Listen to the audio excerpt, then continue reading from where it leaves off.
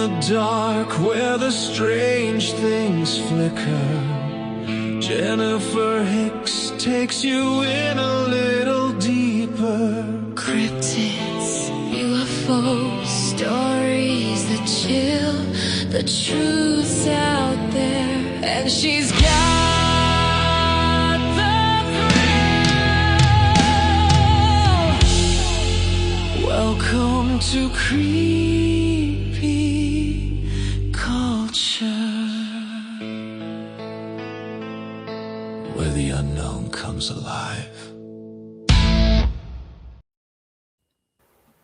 Hey, welcome to Creepy Culture. It's Jen, and today I have Tim Dills with me, and he is from NCI, which is North Carolina Investigates. How are you, Tim? I'm doing great. How are you? I'm good too, and I'm so thankful that you came on. Well, thank you for having me. I've been watching your stuff, and honestly, in my brain, I was like, man, that looks like that'd be a good show to be on. But I sat back, just sat back.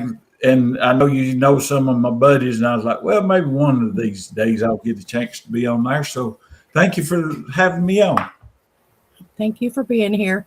And we could just talk about whatever encounters you've had or any kind of experiences that you want to share. So you can just talk about really whatever you want. I'll be happy to hear about it.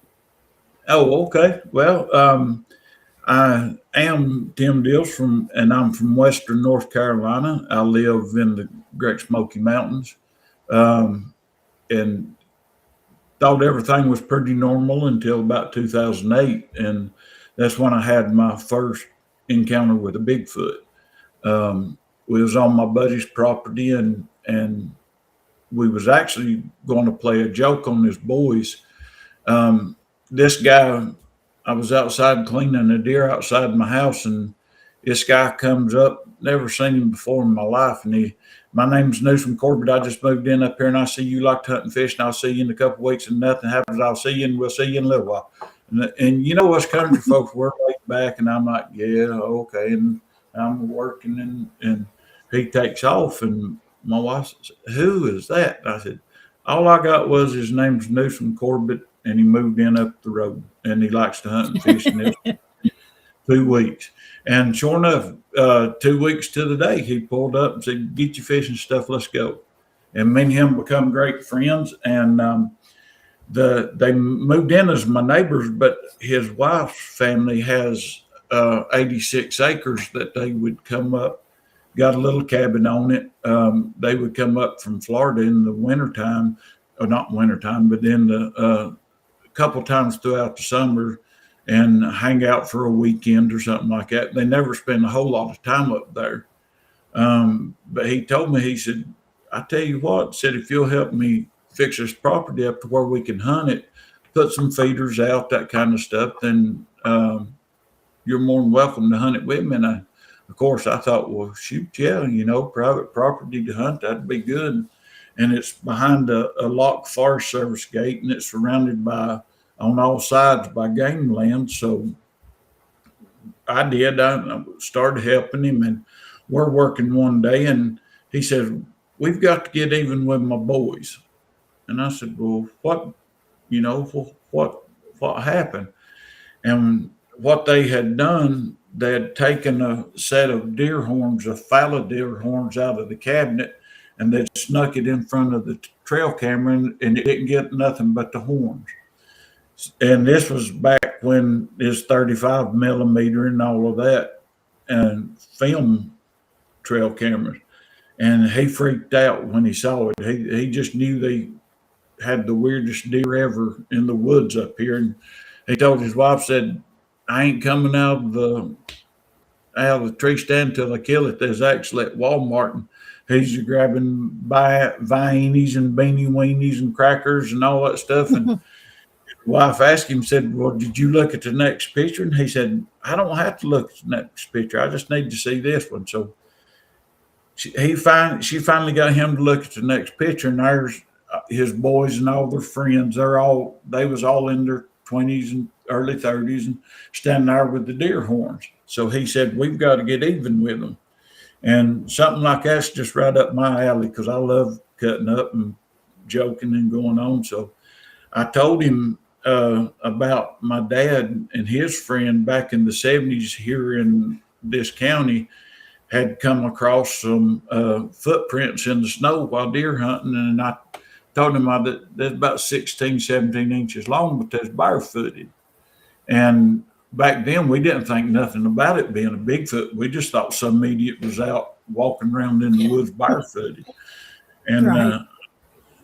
I told him, I said, so we'll make us a set of those and we'll stomp around in the mud and stuff like that, and we'll get them good. And we did. I took a 18-inch board up in my shop, and I rounded the toes and took my little Dremel too and made a pretty good looking footprint, if I do say so myself. But we broke a couple of limbs and stuff. And so then that day he said, my boys will be up. We snuck in. His boys was in a band called the Corbett Brothers. And they had played late that night. So we snuck up there and done the footprints and broke a few limbs and all that stuff and eased back out. And he said, they're going to call me in a little while and wanting me to go shoot guns and stuff with them. He said, so we'll get them. And I told him, I said, I can't be here because I'll get to laughing too much. I can't hide it. And so I stayed back, and he went with them, and they walked right by the tracks, never noticed a thing. And he told them, said, yeah, you ain't going to get me again. And they said, what? And he said, this track right here. Yuns got me with his deer horns. Yuns ain't getting me with this. And they come back and looked at it, and then, oh, Lord, Dad, we've got Bigfoots on the property. Look at this. We'll make millions of dollars. We'll get pictures of it. And it just freaked them out big time. And so we got them hook, line, and sinker. And while they was gone to play their gig that night, I snuck back up there. Their dad was with them at the show. And I snuck back up there and throwed clothes around, turned chairs over and all of that stuff. And about 2:30 in the morning, they called him, Dad, he's been back. He's saying in your face, he destroyed everything up here. We got clothes thrown everywhere. And like I say, we got them real good. But that's when the weird stuff happened. They left and went back to Florida, and me and Newsom's still up there working, and we have to kill a hog that's rooting his yard up. So we get up in the top of the attic, top loft of his cabin one night, and 3 raccoons come out in the yard, and they were out there about 15, 20 minutes, and all of a sudden, one of them takes off back into the woods. And we're sitting there, and all of a sudden we just hear a great big whoa, and everything went dead quiet. And I know, well, I thought I did. I thought I knew all the animals around here, and it didn't sound like a bear. It wasn't nothing that I'd ever heard of. And I told him, I said, buddy boy, I said, that I ain't never heard that before. I don't know what that was. And he said, it ain't a bear. And I said, no. I said, the bears don't roar like that, especially black bears. And so we sat there a few minutes, and then it starts whistling. And when it was killing the raccoon, when it roared, the raccoon was squalling like they do when they're fighting. And once the Bigfoot roared, everything went dead quiet. And then it started whistling. And I told him, I said, there's nothing that I know of that roars like that whistles. This just ain't making any sense. And that was our first encounter, and things just kept progressing, getting rocks thrown and our stuff messed with and everything. And finally we figured out that it was, I got a picture of the shoulder and a head on my trail camera peeking around the tree at it. And we finally figured out that it was Bigfoot. And when we did, we told his boys, there's actually big. Oh yeah, sure they are. We ain't falling for that again. And it took us years to convince them that that there was actually Bigfoots on the property. And like I say, that started in 2008. Up to date, I have seen, without a doubt, I mean, standing out in the open, I have seen 5 of them. The closest one was probably 15 to 20 feet away from me. Yikes. That's scary. They still on the property now? My buddy has passed away since then, but his wife's family's still on the property, and I'm sure the Bigfoots are still there because I hunt on the national forest that is just across the ridge and butts up to the property line. And in there this year, it's actually one of my research areas, and this year I had activity in there, so I'm sure they're still on his property as well. And you said there's 5 of them?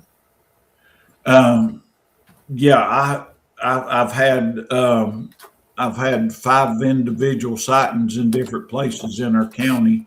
I know of at least, there has to be at least 6 different groups of them here in the county that I live in that I know of. And the reason is, I may go in one part of the county, during hunting season and get yelled at. I go to another part of the county the next day and get rocks thrown or something like that. So I know there has to be at least 6 different groups of them here in the county, just from having interactions with them, whether it was a sighting or being yelled at, screamed at, rocks thrown, sticks thrown, that kind of stuff. They like throwing rocks, that's for sure. Yes, they do. I've had one thrown at me before. It's kind of scary, though. Yeah, it can get that way. We have actually been bluff charged. And one of the areas that we was just at a couple of years ago, me and my buddy and his girlfriend was there, and we got bluff charged by a female.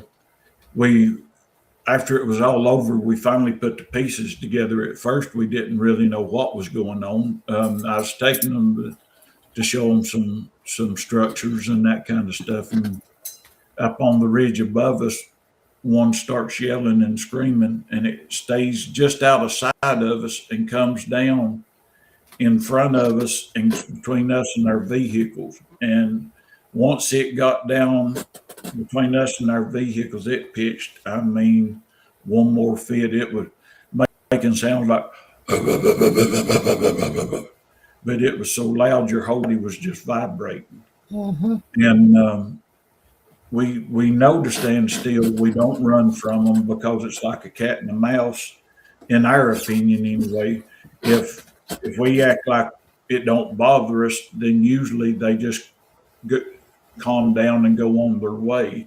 I honestly think they're intelligent enough to know that if somebody takes off running and screaming and hollering that they've got them scared, then they probably won't come back. But once she went on through, we went to where we was wanting to go, and we dropped off down where she went and followed the tracks and stuff, and through this pine thicket to a branch down in the bottom, and there was a nest down there that was probably 4 to 5 feet across and woven in vines and everything. And we found some small tracks about 4 to 5 inches long, and it was in straight line of sight with the ridge that she was on. And what we figured out was more than likely she was on the ridge hunting or was the lookout that day. And when we started to get in between them, she didn't like it, and she came off and got the small one and moved out. That area is still, it seems like every time we go in there, we're either getting yells or wood knocks or something like that going on. So it's still real active. That's pretty cool. Those nests that they make are pretty cool too. How they kind of like weave them together. Hmm. Yeah. It's not just like all willy nilly thrown together. They weave those things, and I find that fascinating that they do that. That's really cool how they weave them together. Is the ones you found like that too, like woven together? Yes, ma'am, they was. And with one thing that we've noticed just down there the last couple of trips is they are breaking the limbs out of pine trees and then stripping the needles off. We don't know if they're using that right now because we think that springtime is birthing time.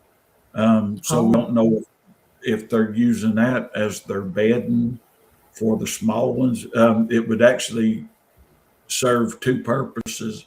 It would be soft for the baby, but it would also, the pine scent would cover up any scent that the baby has from other predators. You know, Right. as everybody knows, Bigfoot ain't the only thing out there. You've got dog men, you've got stuff like that. And so we're just wondering, you know, if that's the reason that they're doing it is because it covers the scent, plus it's soft for the babies to lay on.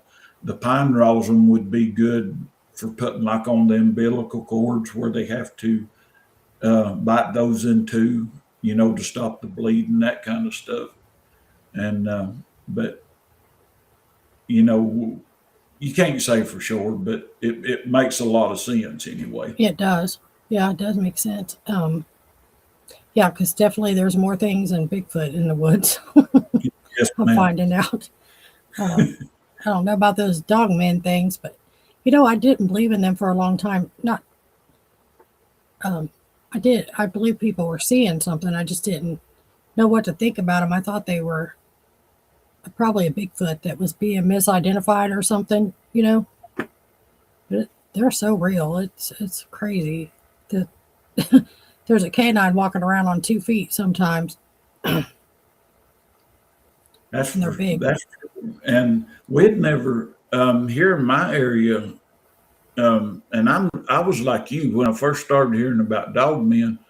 You know, I'm just getting into the accepting Bigfoot's real, and then I start seeing all these reports about dog men, and me just being the way I am, I was like, man, these people don't know what they're looking at, you know, and but I've got some guys that's been doing this longer than I have, and I asked them. I've got some real good friends, not only in my NCI group, but I'm also part of Sasquatch Recon with Bob Trent, Dwight Campbell, and Jerry Millwood, Hmm.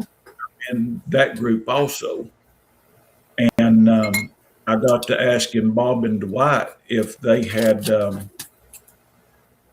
knowed anything about dog men, if they was real, and they said, "Oh yeah, they're definitely real. We've had them around us." So, all right, now here's something else for me to try to wrap my head around.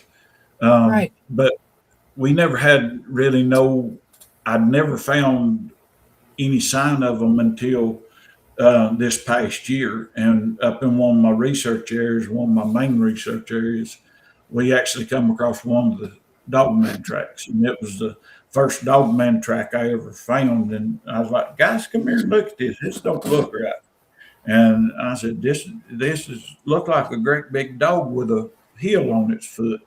And they come over and they're like, yep, that's dog man. So evidently they're getting here too. And like I say, Hmm. I've never seen them any sign or nothing of them up until this year. So I don't know where they come from or where they're going, but they're here now. So Yeah, I've discovered that as well. I'm not a researcher, but you know, I've went to the Land Between the Lakes twice now to meet up with Trisha and Monsters Unleashed, you know, the team. mhm.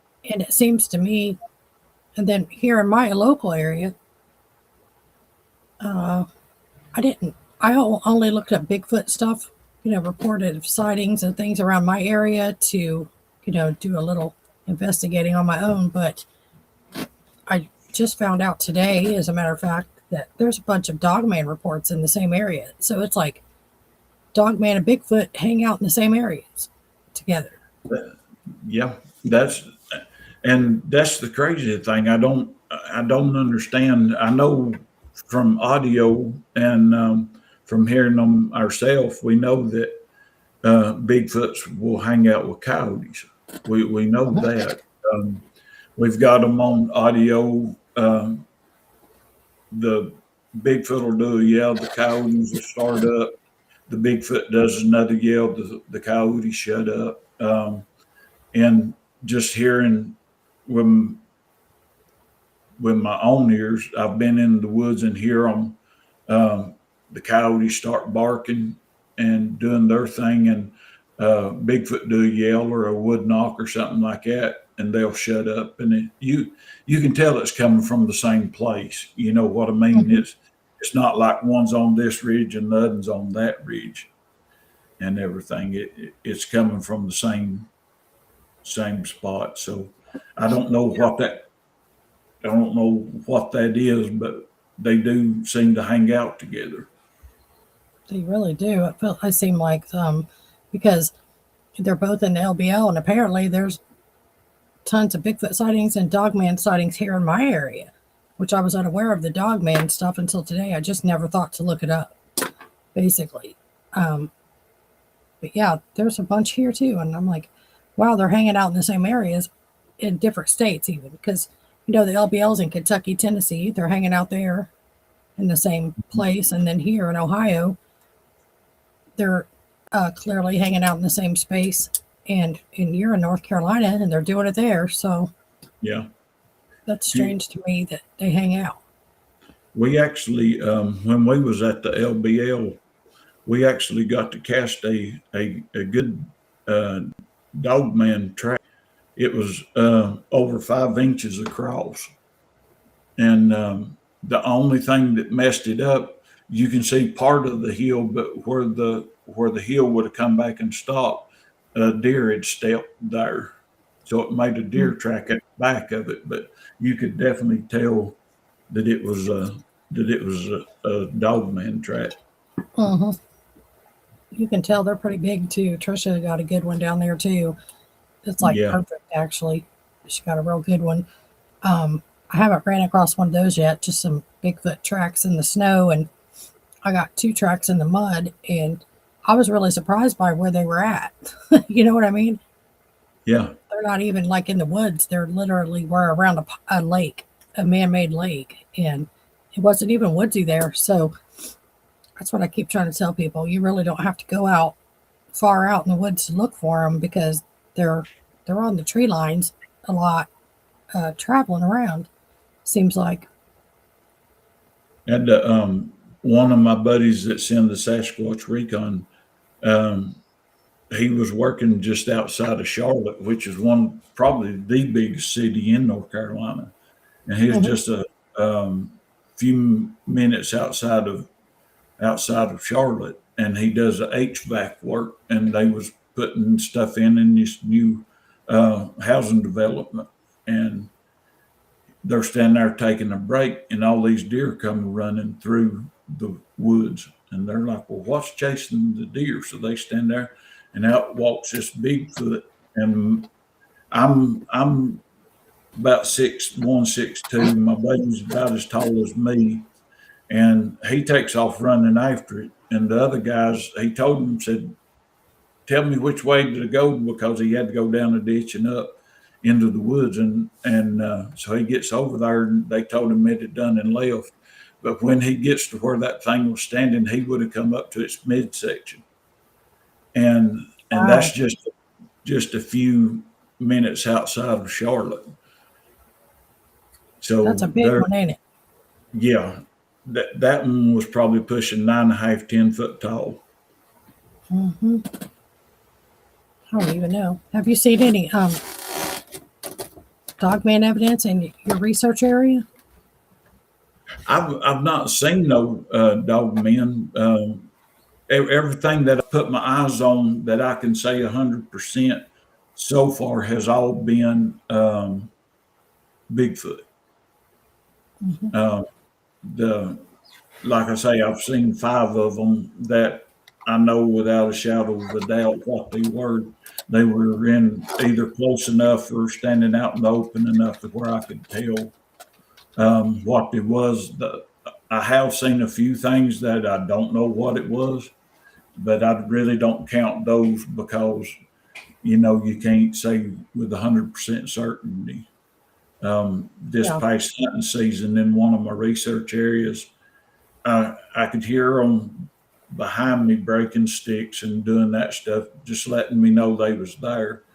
And when I turned around to watch, I saw over the ridge was here, and I seen a head go down it. And every, I'm sure everybody knows now that when they walk, their head don't bop up and down. It's almost like they're gliding.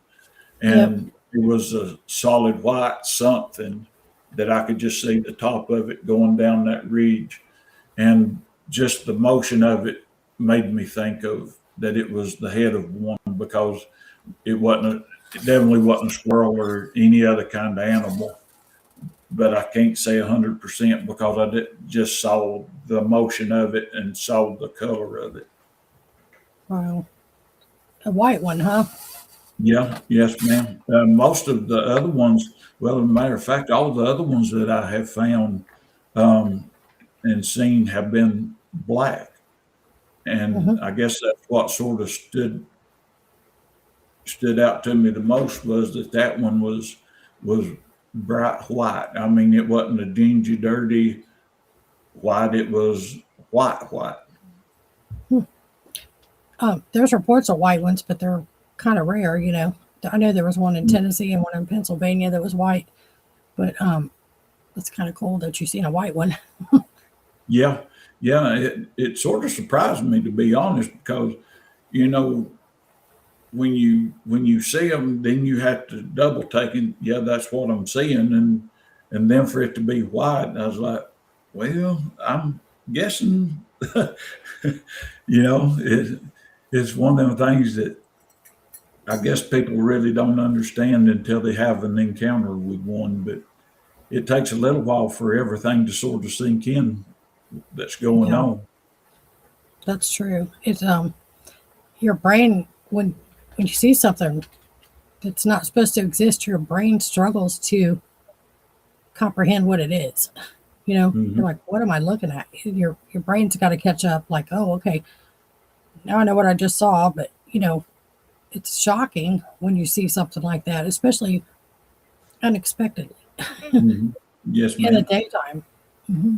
Yeah, and that's the funny thing. All my encounters have been of the daytime. I have seen.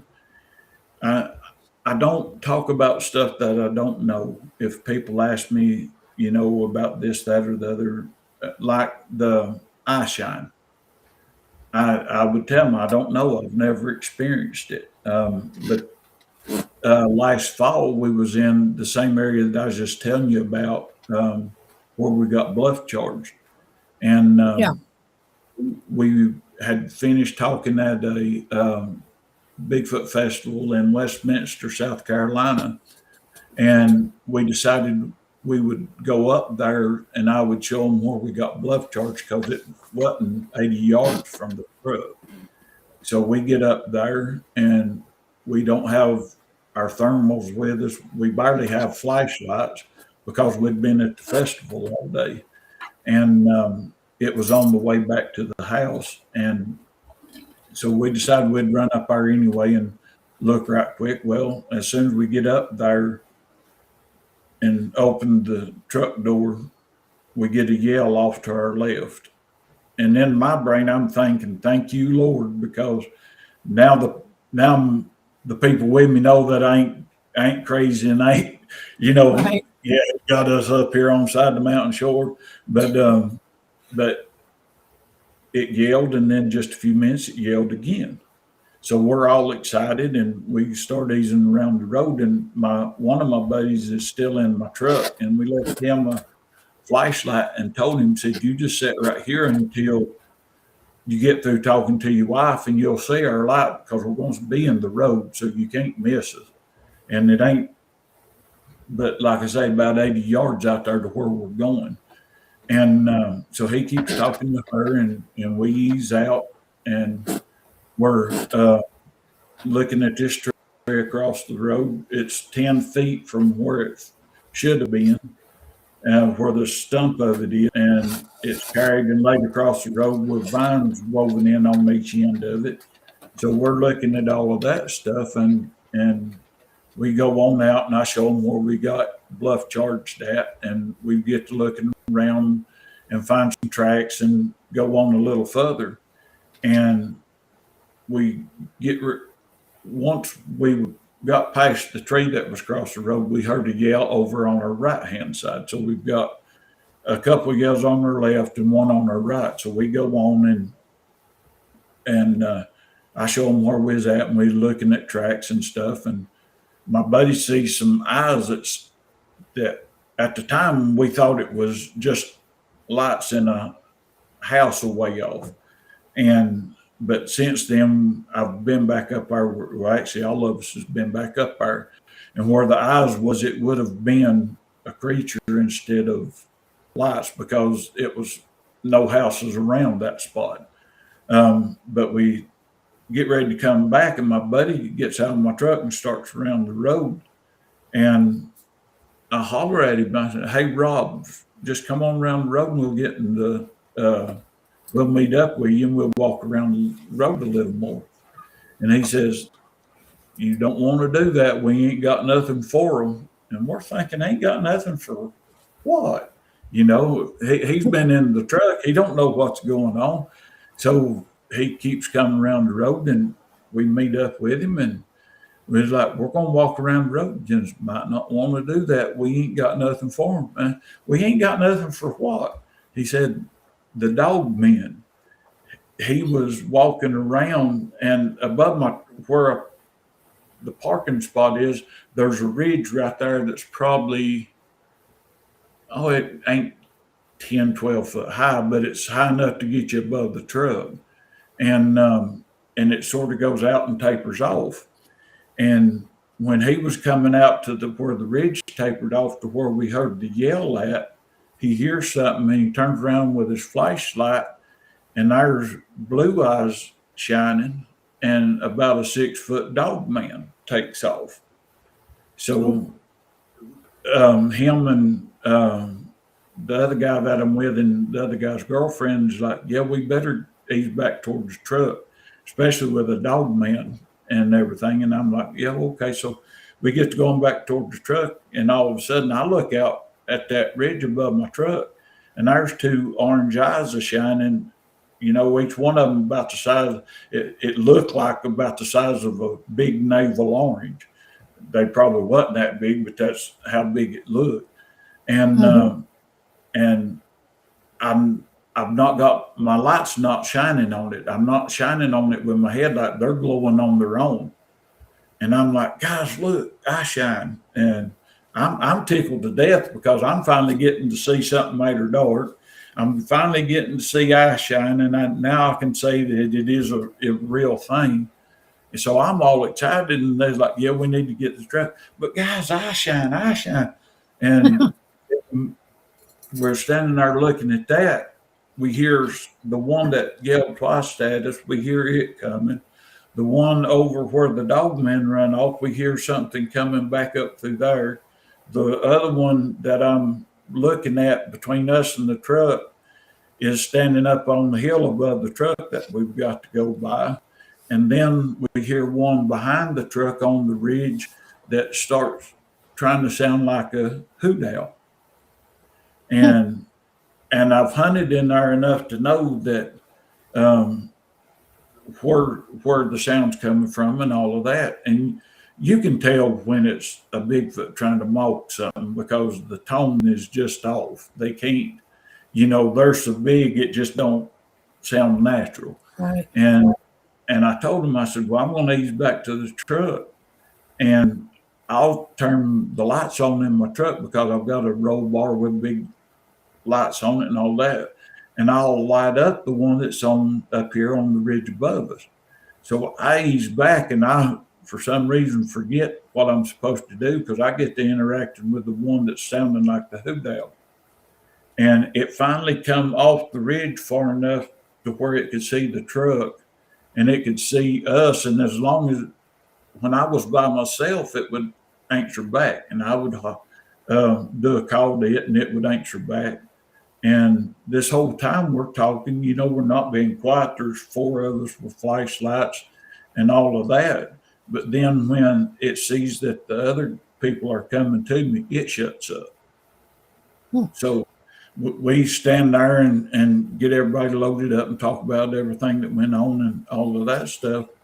And we ease down the road maybe 400 yards to a pull off, and we pull off.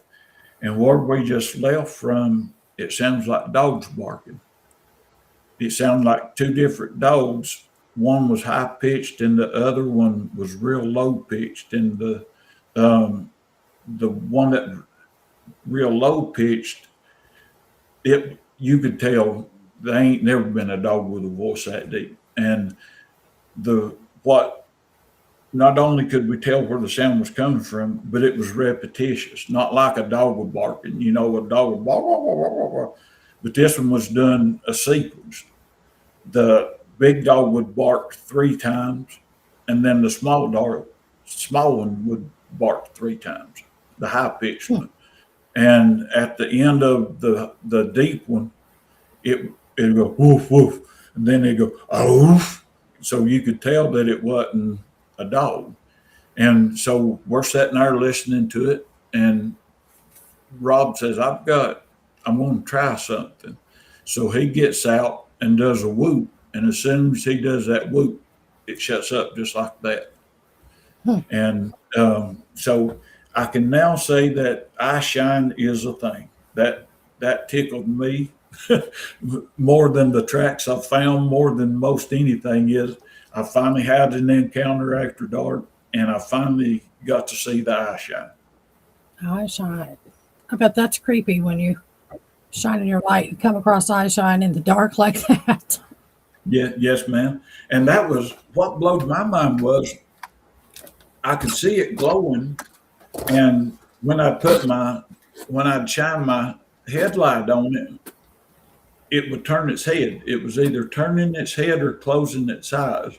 But the way that it done, I honestly believe it was turning its head, because you could see the orange. When I take my light down, you could see the orange start, and then it would come back into view. I'd put my headlamp on it, and it'd turn its head again. And then I'd take my headlamp down, and it'd turn back and look at us. So it honestly tickled me to death. That's probably been one of, other than hearing them speak, that is probably one of my biggest things that I've enjoyed out of it so far. Yeah, that's pretty cool to see that eye shine like that. I just had somebody share a video with me where they came home from work and had eye shine like that. Yeah, he said they were great big, like oranges. That's exactly what they look like. They were orange, eye shiny. They were round as can be, and they were kind of far apart, but it was pretty creepy looking in his video in the woods like that. I'm like, what is that? Is that a Bigfoot or a dog, man? I can't even tell. But those are some big eyes when they show up in the dark like that. Yes, ma'am. They sure are. They're huge. I mean, you're talking something with I've got a big head, but that thing's got a head on it like that. And I know. I couldn't get over it. It was big eye shine. Those eyes were big. And I was like, holy cow, what in the world? It had to be a Bigfoot, I don't know anything else that big. And the eye shine was orange. Mm-hmm. That is wild. What's the scariest thing that's ever happened to you out researching? I guess one of them would be the bluff charts that we had. Another one, it wasn't really that scary, but being by myself, I was like, well, just keep doing what you're doing. I went into one of my research areas. We have audio recorders that will record for 24 hours a day for 2 weeks, and then we have to go in and change everything out. And I was going into my area, and it takes me about an hour and a half to walk into this place. Oh, And wow. I'm going up through there, and I can tell since the last time I was in there, they have broke trees over my trails. They've uh, put stuff in the road. It's behind a Forest Service gate, so it's all just an old road with leaves and grass and clover and rocks and all that stuff from the truck all the way in. And once I get behind it and I get to walking the main road in there, I'm seeing stuff and I'm documenting it all on my phone. I'm taking my phone out and showing that this limb couldn't have come from this tree because there ain't a tree around here. Just stuff you have to do. And I'm finding just a ton of stuff. And in my brain, I'm like, man, they've been busy since I was here a couple of weeks ago. And so I'm documenting all this stuff going in, and I get up to a spot and I reach up and document this limb that's been broken, hanging about 7.5 foot. So I just reach up and grab it and pull it down and everything. And I start through this laurel thicket that I've got a trail cut through, and there's a stick run through sideways that would have hit me across the chest. So I document that there's no way it could have fell down through it where it was at. And I take it out and throw it down.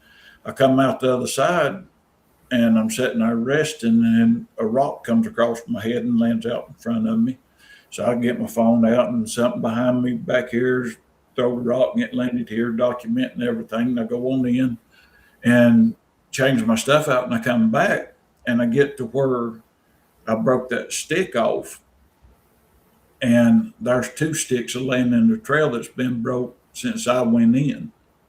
So I get my phone out and document that, and I'm getting ready to go through a little narrow spot, and it narrows down real tight, and I hear one growl at me. Ooh. And for me to hear it, I know it's got to be close because I don't have good hearing at all. And I can hear it plain as day. And I'm like, okay. And I just ignored it. I walked through, and when I come out to where it opens up a little bit, it growls again. And I'm in my brain, I'm like, okay, I've got a weapon with me. And if I have to, I can, if I have to defend myself, I have to defend myself. I don't want to, but if I have to, I have to. And so knowing what I know, I just ignored it and kept walking. And I got ready to step across this small branch, and I got to looking, and they'd placed a stick there while I was gone that would have hit me across the bridge of the nose. It wasn't there when I come in, because if it was, I'd have had to move it to have got across the branch. And so I get my phone out and I document it, and I just keep going like I don't hear them. And I get back down into the main road, and there's a tree I have to go under, and I get down there, and they've broken a maple tree about the size of a good cantaloupe. They'd broken that one over top of the other tree while I was gone. So I get my phone out and document all of that. But going into that narrow down space and knowing that there's one close enough for me to hear it, knowing that it had to be within 20 yards of me. Well, it couldn't have been that far. It had to be within, because the way the road goes, the road comes in and then loops around back over itself. And it was in between the 2 roads. So it had to be less than 20 yards from me. And wow. I just ignored it and kept going. But that was one of that, and when we got bluff charged, is the couple of times that I made sure I had my weapon ready to go with if I needed it. Absolutely. Bluff charging, get bluff charged is scary, but I would say having something growl at you like that, and you know what it is, that's even scarier to me. Yeah. I would freak out if I heard one of those things growl. Yes, ma'am, especially when it makes your body vibrate. Absolutely.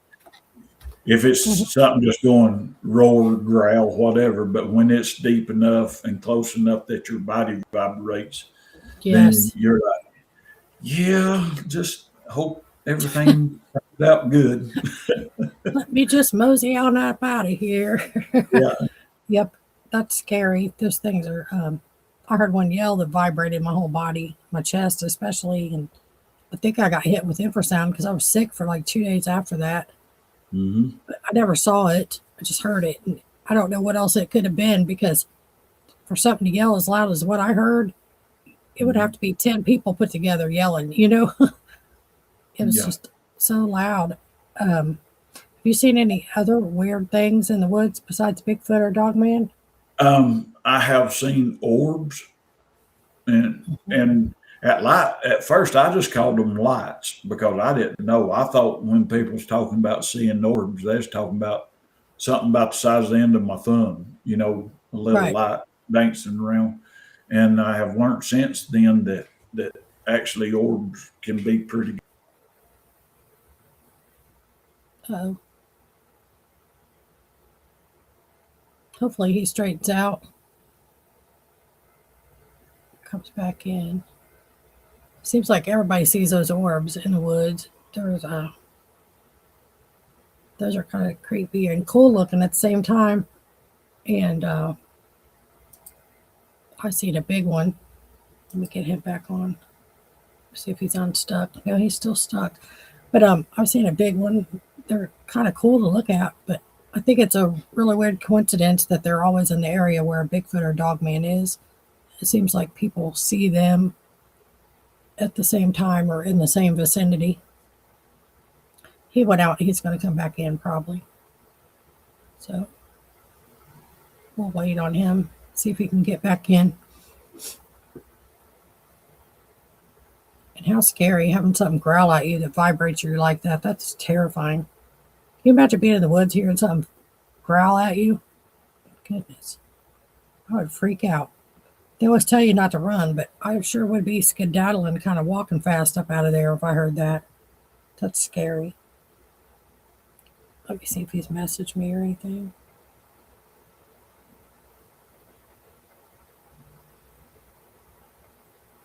I don't even know.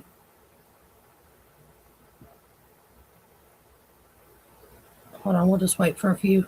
See if he comes back in.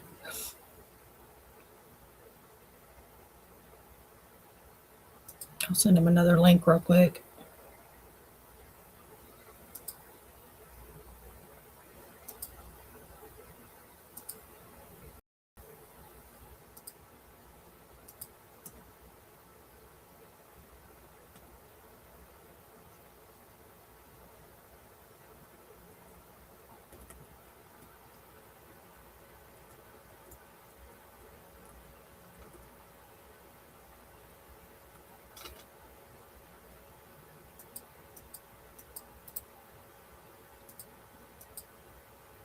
There, I'm going to send him another link real quick. The other one should work, but I'll send him one just in case. Yeah, so I don't know if I lost him or what. If he don't jump back in here in a little bit, we'll just call that a show. But he researches a lot there in North Carolina, and NCI, which is North Carolina Investigates. It's Jerry and him and a bunch of other really good people. They go out investigating. They find some really good evidence and experience some really cool things a lot of the times when they go out. So let's see if he's going to come back on. Check my phone. The next. I'll tell him I sent new link. Well, if I could type right, that'd be good. Maybe he just lost internet. There he is. Welcome back. I don't know. I guess my internet just went out. Mine did it. Right before you, I was talking to Matt from Drunken Cryptids, and mine did the same thing. It just stopped working, and I had to go out and come back in. Yeah. Sorry about that. That's okay. No worries. I was just talking in the meantime. And I forgot what we was exactly. Oh, you were talking about where that thing growled at you, but I was just saying how scary that would be to be out in the woods. Can you imagine being out in the woods and not believing in Bigfoot and hearing something growl at you like they do? That'd be scary as all get out. It would. And I think we'd got to talking about, you had asked me if I'd seen anything else in the woods. Yes, you said orbs. And orbs, yeah. I've seen those. And actually, one of my research areas now, the reason I picked that area was because there wasn't any Bigfoot in there. I try not, if I can at all, I try not to hunt in my research areas. I try to leave them alone just for research, even though I know it's public land and there'll Yeah. be other people doing it. I try not to myself. But this area, I'd never seen any kind of Bigfoot sign in there whatsoever. And I'd been hunting in there for years. And after I saw the orb, me and my buddy Newsom that I was talking about earlier, he dropped me off. I went in to where I was going to hunt, and he's going to take my truck on around the road. And we hunted, and I come back out, and it started getting dark. And I'm looking where I had to go back down to get to the truck. And I look down in the woods, and I see a dull light moving around, and I'm thinking it's him. But I'm thinking, why ain't he using his big bright flashlight that we just bought? We just each bought one that was super bright. And I'm like, well, why is he using a dull flashlight? And so I turn my light on and shine at it. And when I shine my light down towards it, it goes off. So I thought, well, he's waiting on me. So I'll bebopped on down there to where it was at. And I get to standing there and come on, let's go. And nobody says nothing. And now I'm thinking, yeah, he's going to try to jump out and scare me or something. So, he's going to try to get me with some kind of joke. And I studied, and I told him, I said, well, you might as well come on. I know you down here. I done seen you light. And nothing. And I whistled and nothing. And then I pretty loud, I said, well, I'm going on to the truck. I ain't waiting on you. And I go off and go down the bank to where the truck's supposed to be, and the truck ain't even there. And just a couple of minutes, here he comes around the road in the truck. And I load my stuff up, and we get to going down the road. And I told him, I said, I just seen the weirdest thing. I said, there was an orange light in the woods right above where you dropped me off at. And I said, it was moving in the woods, and it was moving intelligently. It wasn't just zooming around. It was like it was looking for something. And so I told him, I said, I don't know what it was. And he said, you ain't going to believe this. He said, but I was talking to my wife on the phone, and he said there was an orange ball of light come from below the road up into the middle of the road and stayed there for just a little bit, and then went off up in to where I'd saw it at. And at the time, I didn't know what it was. I didn't know nothing about orbs and all of that stuff. But not long after that, I started finding tree breaks and, signs that a Bigfoot was in there. And the hogs in there, I had 23 wild hogs that was over 200 pounds that was coming through pretty regular on my trail cameras. And within that year, it dropped from 23 down to 3. They come in and killed them out that fast. And the only thing that they left was 2 pregnant sows and a boar. And one of the sows had small ones that spring. She started out with 8, and the last I saw pictures of her, she had 2. And on my trail cam, they would come through and then have 8, and then a week later come through and have 5. Through 2 weeks later and had just a couple. So the only difference in was the difference that the Bigfoots had moved in and started taking that territory over. Yeah, I think so. That's what it sounds like. I don't know what to make of those orbs, showing up at Bigfoot sightings. Um, at least in the same general vicinity. I don't know what to think about that. I've heard lots of people talk about them. I just don't know what to think about it. Do you? Yeah, I don't, and I can't say that one had anything to do with the other because I have seen them in other places that to this day I've not found any Bigfoot sign, but I've seen Right. the lights moving through the woods. Hmm. I have no clue what those are. No, and they ain't no telling. Right? You ain't lying about that. I have no idea. I seen one go across my sister's yard, and I've never seen a Mhm. Bigfoot or any sign of Bigfoot, and around my sister's house, right where she's at. I mean, down the road by the lake. Yeah, there's stuff down there, but I don't know. I just seen one go. It was a light blue one. It just went across the yard one night, and they do look intelligent, like they're looking for something, don't they? They do. Weird. That's the first thing that jumped in my mind was that he had dropped something. He was looking, but I couldn't figure out why he wasn't using his bright flashlight to look for it. Right. I thought the one I saw was like a four-wheeler headlight or something at first, but it wasn't because there was no four-wheeler, but and no sound or anything. It was quiet, but they do move very intelligent. Like it's not like they're all running around all willy-nilly. They're just, Yeah, you know, doing their thing. But I don't know what those are. I have no idea. I wouldn't even begin to guess what those are, but I think it's weird. Whatever they are, they're kind of strange, and I think it's cool that people see them all the time. No matter what they are, they're kind of cool though. yeah. The No idea. one that one was a pale. It reminded me of like an old oil lamp. Just the orangish glow of an old oil lamp is Yeah, what it reminded me of.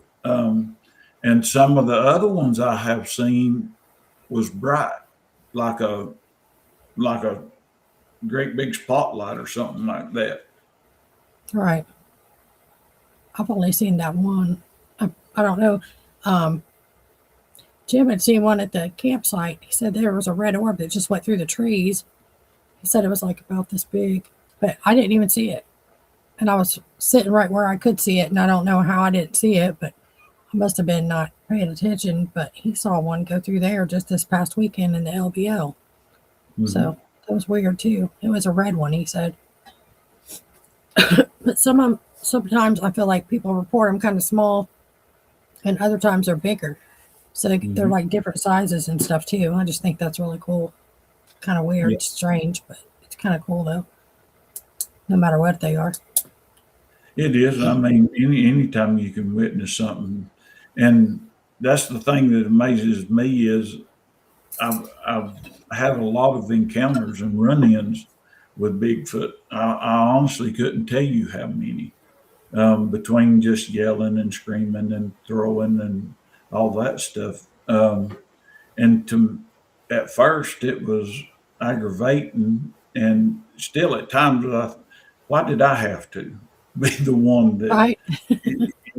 I was enjoying myself knowing, thinking I knowed what I knowed, and but now it's when I go into a place, I'm like start looking for Bigfoot sign. Like if I'm trying to find a place to hunt, first thing I start looking for is Bigfoot sign, and Right. because if Bigfoot signs there, then there's food source there, and that they is definitely a lot of times I wish I'd have never had an encounter at all. But then I think, well, how many more people in the world can say that they've had the encounters that I've had? Like I said, I've actually heard them speak on two different occasions, speaking back and forth to each other. Yeah. And with my hearing being the way it is to be able to hear them, they had to be close. And once I heard that, that is actually when I decided that I wasn't going to kill one of them. When we first started having run-ins with them on my buddy's property, I told him, I said, we'll put one on the table. That'll end the debate. If there's one laying there, nobody can deny that they exist. Of course, Right. like that was back in 2008. And since then, I've learned that if you did get one, they'd shut it up and shut you up. The government would. Yeah, they would. And, but once I heard them talking back and forth to each other, I heard it on a Tuesday and a Thursday of the same week and listened to it for about 15, 20 minutes each evening. I decided that if whatever this creature is, if it's intelligent enough to sit there and talk back and forth, I don't need to kill it just to prove that it exists. I had rather for people to think that they don't exist and leave them alone than to kill one and say, well, here it is. Right. I agree with you. And I also wish sometimes nothing ever happened to me, because I'll never be able to walk in the woods ignorantly and blissfully ever again, because you always look. You're looking for structures, you're looking for X's, you're looking for footprints, you know what I mean? You're listening. Yeah. So that kind of sucks. That I'll never just go through the woods ever again, just ignorant to it. You know, that'll never happen ever again. So, and now the dog man thing. So now I'll be looking for that too. So yes, ma'am. And the paranormal thing, that my NCI group, we investigate that as well. And I'm just getting into that, and I sort of like it more. Because you get more interaction with them than you do the Bigfoots. You know, a lot of times they don't care to come out and play, do EVPs and mess with you and that kind of stuff. As to where's Bigfoot, and you know, you may go 10 times and not have nothing happen. And then you go the one time and something good happens. And paranormal, they seem to be a lot more active, interactive, I should say. And I don't know which one scares me more. Something paranormal, can't see.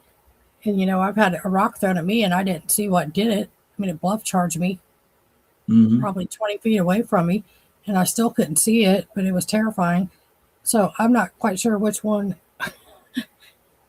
isn't as scary. All of it's scary to me. So that's one thing that I joke with my buddies about. You know, I like the interactions with the paranormal, but I can see Bigfoot. You know, I've never seen a Bigfoot, and I'm not saying that you can't. I've never seen one. What is it they call it? My brain just went blank. I've never seen one where it goes invisible, cloak. I've never seen one cloak. Every one that I've ever saw, I seen it leave, you know, either on crawling, on doing an army crawl, or walking off or running off. But the paranormal, you can't see them to start with. So I sort of like the interactions with the paranormal.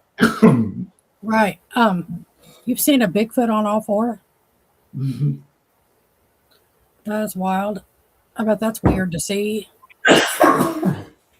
Oh, excuse me.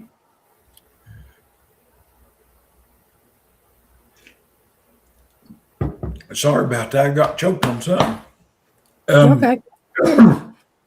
But yes, ma'am. The last one that I saw that I could say 100%, I saw on the first day of December, and I'm thinking it was 2023. yeah, 23, yeah. And I'd went into my hunting area and changed out all my audio recorders and my trail cams and all that stuff. And I was coming back out, and I thought, well, I might as well find me a place to hunt till dark. And there's a clear cut there, and it hadn't been cut long, and I could see through it. And I sat down on this log jam, looking at the bottom of the clear cut, and I could see where deer had been down in there horning bushes and making scrapes and stuff. So I thought, well, this will be a good place to sit till dark. And I'm sitting there, and I always read my Bible when I'm sitting, or I try to while I'm sitting in the woods and it's quiet. And I'd been reading for about an hour, and I go to put my Bible up, and I can feel something watch me. And I've got my Bible on my phone, so I'm putting that up, and I feel something watching me. And I turn around and look on the hill back behind me, and about 100 yards away, I can see about a 7.5 foot tall Bigfoot looking at me, and I can see from its right shoulder. I don't see its right shoulder, but I can see from there over. And I just look at it, and because I'm like, yeah, I had enough time on this one to know for sure without beyond the shadow of a doubt, because I'm looking at it, and I probably watched it for 10 or 15 seconds, just looking at it. And then I thought, well, dummy, try to get a picture of it. And I'd just gotten an iPhone, so I was trying to get it to zoom in, and I couldn't get it to do what I wanted. So I put that down, and I thought, before it hides, I want to get a real close look at its face. And I put my hand on my gun, and I'm watching it over my shoulder. And then as soon as my hand touches my gun, it steps behind the tree that was blocking its right shoulder. And now I can't see nothing but its left shoulder. And I looked through my scope and looked up, and I can't see nothing but its shoulder. And I thought, well, you idiot, you've done it. It aggravates the far out of me to this day that I grabbed my gun to look at it, because if not, don't tell me how long it might have stayed there and let me watched it. But as soon as I touched my gun, it hid, and it would not come out. So I put my gun down because I didn't want it to think I was going to hurt it, and it would not move. And I just kept watching out of my peripheral, and it went from standing up down to all fours. And when it done that, I turned around, and it started crawling from one clump of trees to another clump of trees to get behind. And then it done from that clump of trees, went back across the ridge towards my research area. And all together, I would say I got to watch it for at least 20 to 25 seconds from the time until I put my hand on my gun and it stepped back behind the tree. That's cool that you got to see that. I don't think very many people get to see them on all fours, And the first one that I actually ever saw was the closest one I've ever seen.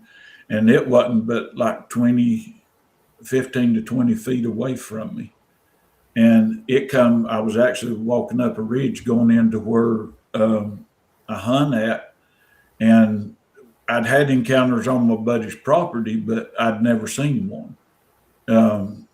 And I'm walking up through there, and it steps out from behind a big white oak, and it takes 4 or 5 steps out in front of me, standing up, turns and looks at me, and then it drops down and takes off on all fours.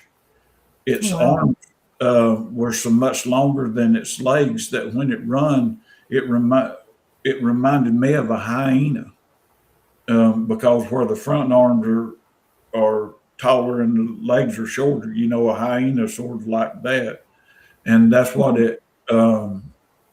it reminded me of.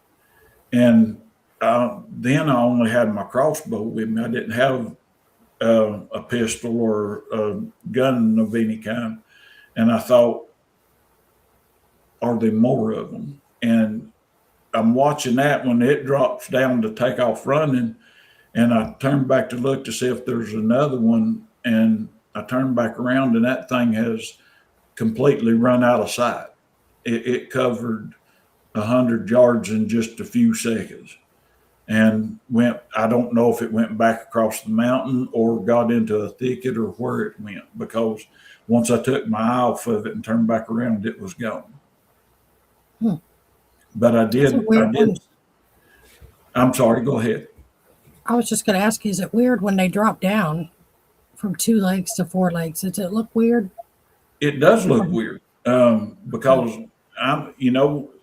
here it walks out and it's standing 7 feet tall, and then all of a sudden it just drops down, and when it runs, its 2 hands would come out just like it was grabbing and pulling, and then it would push off with its back feet. Once its hands got through, it would push off. And I have never seen an animal in my life move as fast as what that thing did. I bet.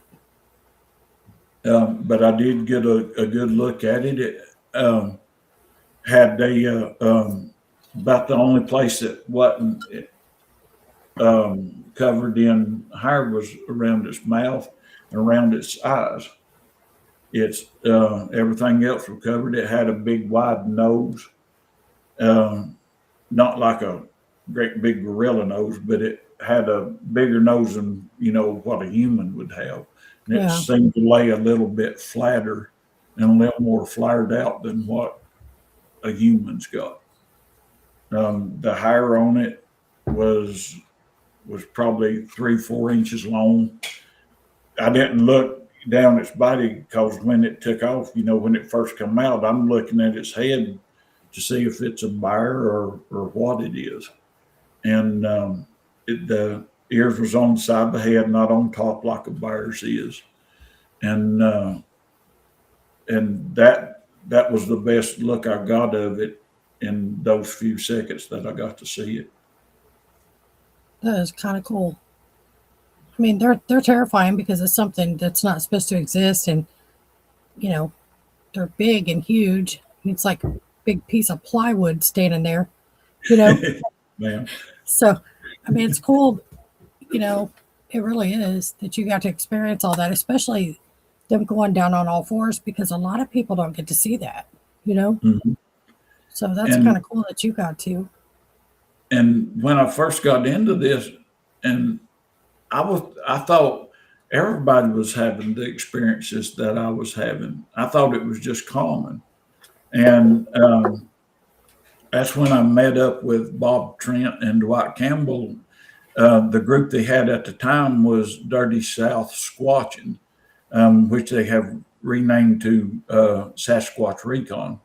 But they got a hold of me because I'd been on a Facebook group and told them some of the experiences I'd had and everything. And they wanted to know if they could go out with me. And I said, well, sure.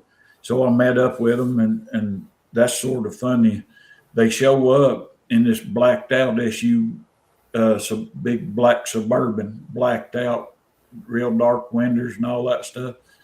And I called my wife. I said, if I don't show back up, I'm in a blacked out Suburban somewhere. I said, I don't know who these guys are, but it turned out good. But they are the ones that actually got me to doing research, documenting stuff, recording stuff.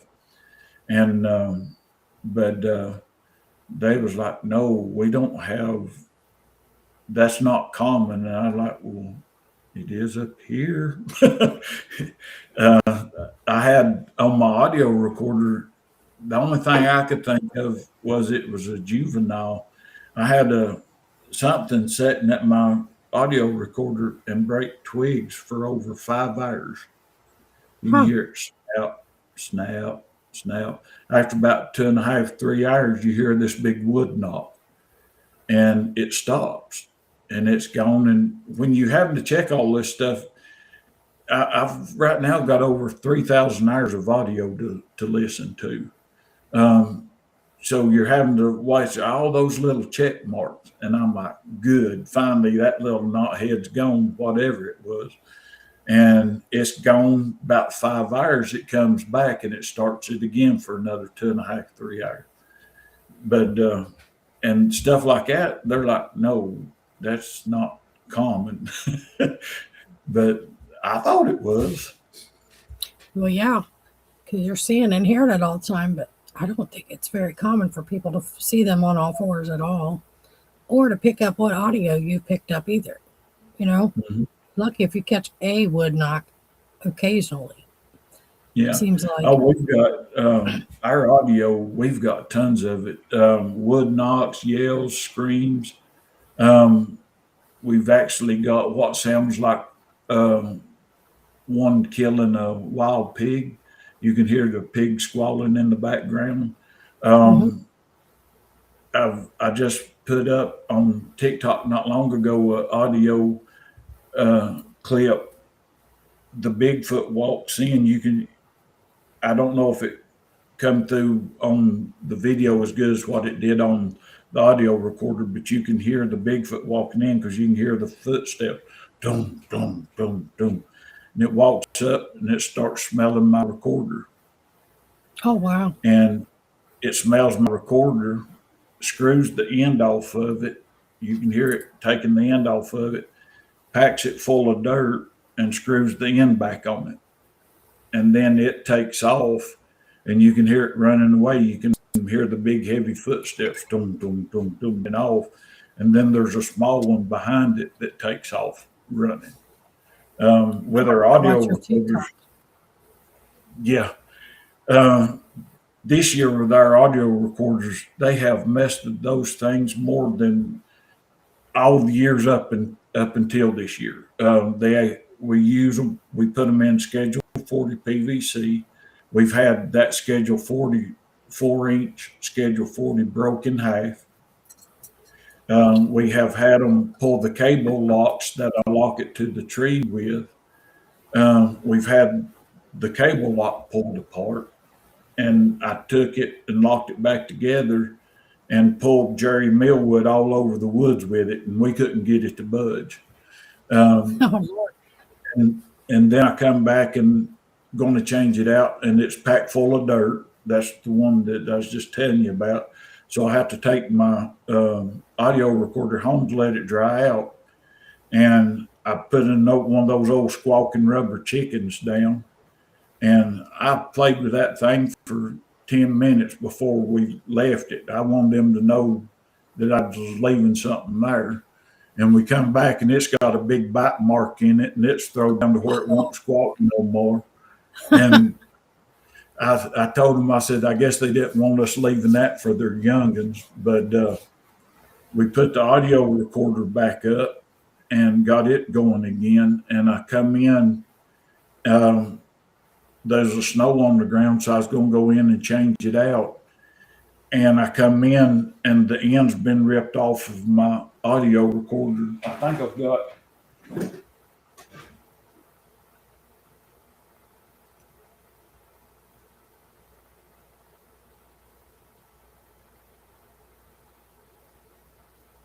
Oh, no. Did you freeze up again? Think he did.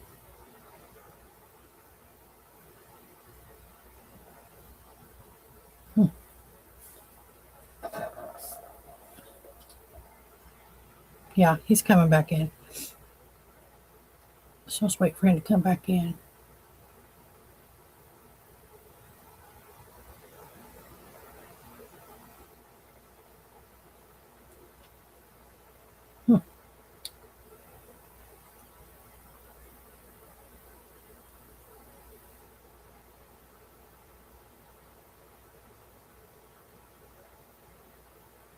I'm sure he'll be back in a second.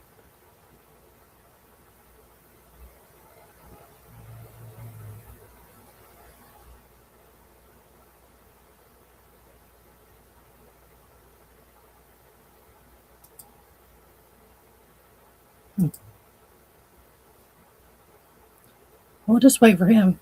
That's pretty crazy. What they did that squeak toy. They didn't like that thing, did they? That's hilarious. Like, you're not giving my kid some loud ass toy. That's funny. Let's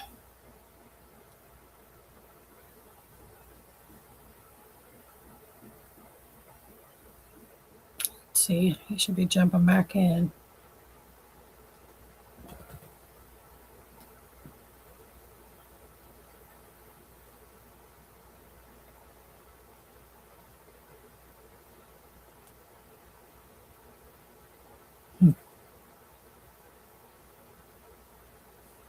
Making sure he didn't send me a message. There he is.